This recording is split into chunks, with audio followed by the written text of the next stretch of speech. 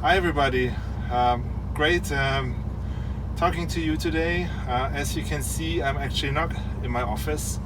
I'm actually sitting in one of our brand new truck generation trucks. It is, of course, as always, we need to get on with making this fantastic product final and ready for the customers. We had a fantastic launch in Bilbao. Unfortunately, a bit shortened by Corona, and of course it's a big challenge to now finalize the product, getting it tested, and this is one of the test runs we are doing right now. It's fantastic to discuss with the colleagues from our development department, but of course also with the sales guys, about how the truck is feeling, how it's behaving, and how we can really be sure that the customer gets the best product.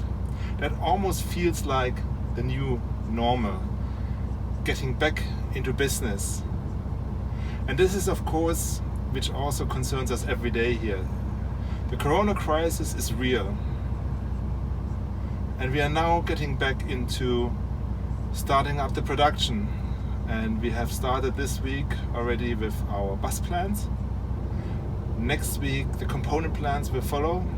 And on May 4th, all of our truck plans will be restarted across Europe.